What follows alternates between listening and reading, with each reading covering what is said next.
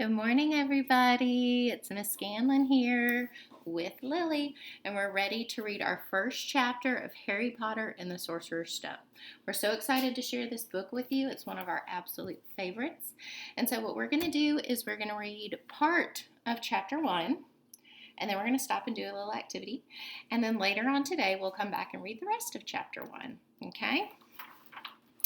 All right. Are you ready? Yeah. All right. Chapter 1, The Boy Who Lived. Mr. and Mrs. Dursley of number 4 Privet Drive were proud to say that they were perfectly normal, thank you very much. They were the last people you'd expect to be involved in anything strange or mysterious, because they just didn't hold with such nonsense. Mr. Dursley was the director of a firm called Grunnings, which made drills. He was a big, beefy man with hardly any neck, although he did have a very large mustache. Mrs. Dursley was thin and blonde and had nearly twice the usual amount of neck, which came in very useful as she spent so much of her time craning over garden fences, spying on the neighbors. The Dursleys had a small son called Dudley, and in their opinion there was no finer boy anywhere. The Dursleys had everything they wanted, but they also had a secret, and their greatest fear was that somebody would discover it. They didn't think they could Excuse me, I choked myself. They didn't think they could bear it if anyone found out about the Potters. Mrs. Potter was Mrs. Dursley's sister, but they hadn't met for several years. In fact, Mrs. Dursley pretended she didn't have a sister, because her sister and her good-for-nothing husband were as un-Dursleyish as it was possible to be.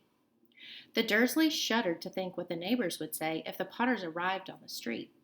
The Dursleys knew that the Potters had a small son, too, but they had never even seen him. This boy was another good reason for keeping the Potters away. They didn't want Dudley mixing with a child like that. When Mr. and Mrs. Dursley woke up on the dull gray Tuesday our story starts, there was nothing about the cloudy sky outside to suggest that strange and mysterious things would soon be happening all over the country. Mr. Dursley hummed as he picked out his most boring tie for work, and Mrs. Dursley gossiped away happily as she wrestled a screaming Dudley into his high chair. None of them noticed a large, tawny owl flutter past the window. At 8:30, Mr. Dursley picked up his briefcase, pecked Mrs. Dursley on the cheek, and tried to kiss Dudley goodbye, but missed, because Dudley was now having a tantrum and throwing his cereal at the walls. "Little tyke," chortled Mr. Dursley as he left the house. He got into his car and backed out of number 4's drive. It was on the corner of the street that he noticed the first sign of something peculiar. A cat reading a map. Question mark, question mark. For a second, Mr. Dursley didn't realize what he had seen. Then he jerked his head around to look again. There was a tabby cat standing on the corner of Privet Drive, but there wasn't a map in sight. What could he have been thinking of? It must have been a trick of the light. Mr. Dursley blinked and stared at the cat. It stared back. As Mr. Dursley drove around the corner and up the road, he watched the cat in his mirror. It was now reading the sign that said Privet Drive. No, looking at the sign. Cats couldn't read maps or signs. Mr. Dursley gave himself a little shake and put the cat out of his mind. As he drove toward town, he thought of nothing except a large order of drills he was hoping to get that day. But on the edge of town, drills were driven out of his mind by something else. As he sat in the usual morning traffic jam, he couldn't help noticing that there seemed to be a lot of strangely dressed people about. People in cloaks. Mr. Dursley couldn't bear people who dressed in funny clothes. The get-ups you saw on young people. He supposed this was some stupid new fashion. He drummed his fingers on the steering wheel, and his eyes fell on a huddle of those weirdos standing quite close by. They were whispering excitedly together. Mr. Dursley was enraged to see that a couple of them weren't young at all. Why, that man had to be older than he was, and wearing an emerald green cloak? The nerve! But then it struck Mr. Dursley that this was possibly some silly stunt. These people were obviously collecting for something. Yes, that would be it. The traffic moved on, and a few minutes later Mr. Dursley arrived at the Grunnings parking lot, his mind back on drills. Mr. Dursley always sat with his back to the window in his office on the 9th floor. If he hadn't, he might have found it harder to concentrate on drills that morning. He didn't see the owl swooping past in broad daylight, though people down on the street did. They pointed and gazed open-mouthed as owl after owl sped overhead. What's weird about owls flying around? They're not supposed to come out in the daytime. Usually owls don't come out in the daytime. They usually like to hunt at night. So since they're mostly nocturnal, it's pretty weird to see a bunch of owls flying around the city during the daytime. Most of them had never seen an owl even at nighttime. Mr. Dursley, however, had a perfectly normal owl-free morning. He yelled at 5 different people.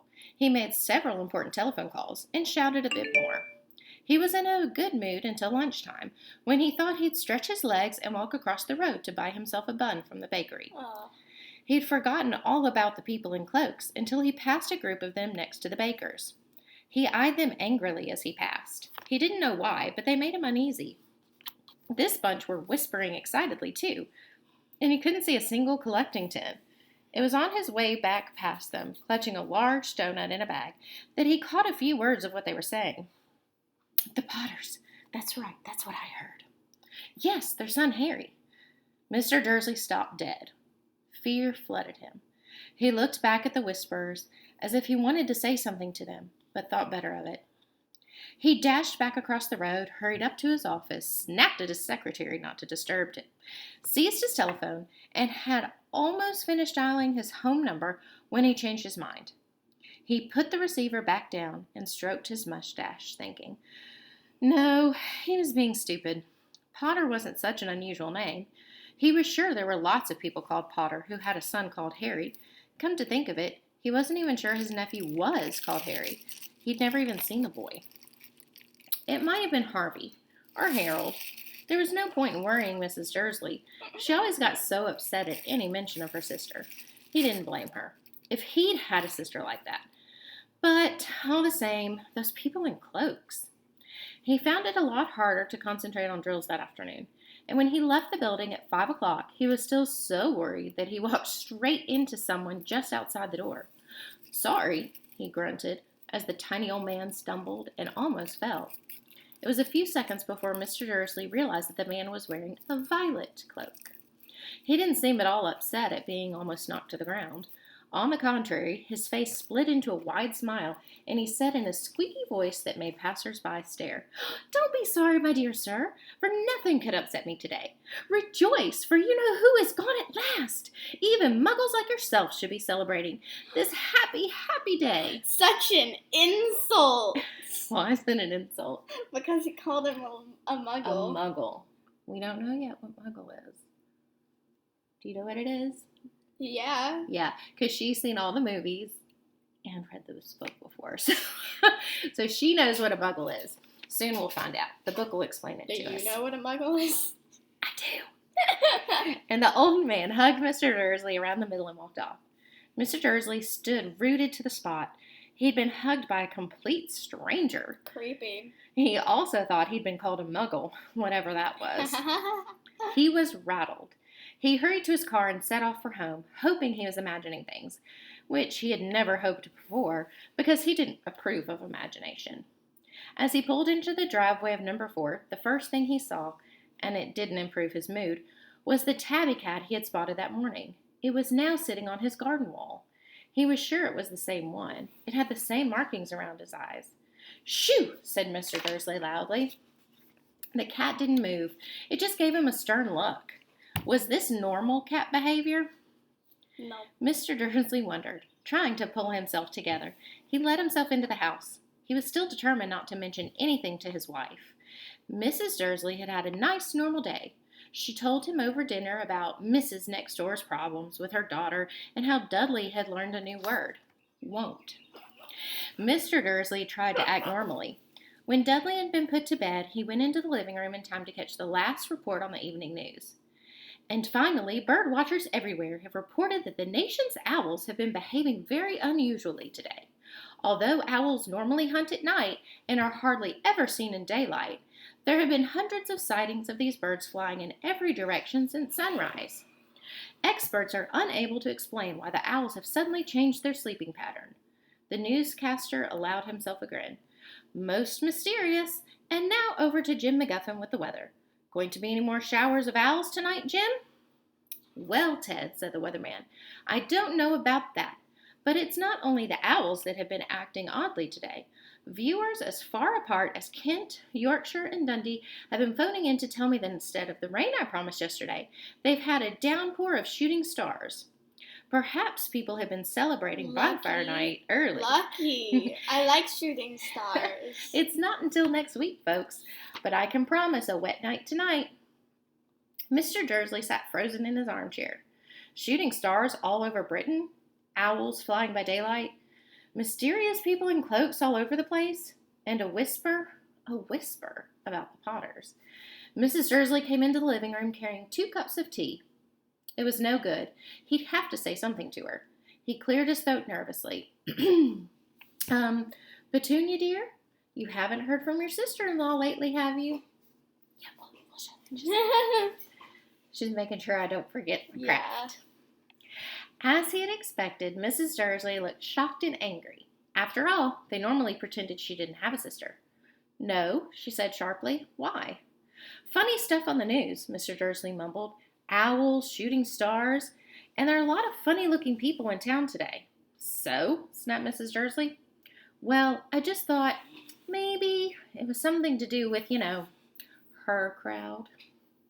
Mrs. Dursley sipped her tea through pursed lips. Mr. Dursley wondered whether he had dared tell her he'd heard the name Potter. He decided he didn't dare. Instead, he said as casually as he could, their son. He'd be about Dudley's age now, wouldn't he? I suppose so, said Mrs. Dursley stiffly. What was his name again? Howard, isn't it? Harry. Nasty common name, if you ask me. Oh, yes, said Mr. Dursley, his heart sinking horribly. Yes, I quite agree. He didn't say another word on the subject as they went upstairs to bed. While Mrs. Dursley was in the bathroom, Mr. Dursley crept to the bedroom window and peered down into the front garden. The cat was still there. It was staring down Privet Drive as though it were waiting for something. Was he imagining things? Could all of this have anything to do with the Potters? If it did, if it got out that they were related to a pair of, well, he didn't think he could bear it. All right, so we're going to stop there for our first reading of today. And I wanted to ask you guys if you knew anything about shooting stars. You know how the news report said that there were owls everywhere and shooting stars and all that jazz? Mm-hmm. You know anything about shooting stars? Not really. I just know that there are stars that fly through the sky. Stars that fly through the sky.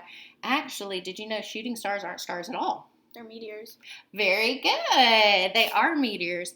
Out in space, there's all this dust and debris and rock and everything, and it flies around.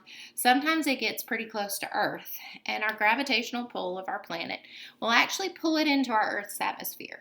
When it hits our Earth's atmosphere, do you know what happens to it? It falls. It does fall. And it lights on fire. And it burns up, that's right. And so those little trails of light that we see are actually little meteorites that have caught on fire in our Earth's atmosphere. And when they come to our Earth's atmosphere, they become meteors. Me don't like fire. You don't like fire? No, I don't like fire. Not good to play with fire. Don't play with fire.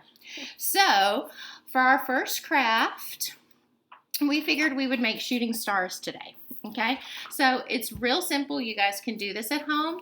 It's just a black piece of construction paper. And a ton of chalk. And a lot of sidewalk chalk. Okay, most of us, we all have some paper laying around and some sidewalk chalk. And so you can decorate your own picture of a shooting star. Yes, this is my old file folder games bucket from my classroom, but it has now become a sidewalk chalk bucket. So I haven't done mine yet. Well, Lily is going to make hers.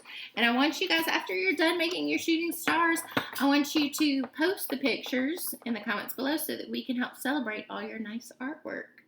So, we're going to check. Would it be super wrong if I made my star pink? No, you can make it whatever you want to. You're the artist. There's no wrong way to do art.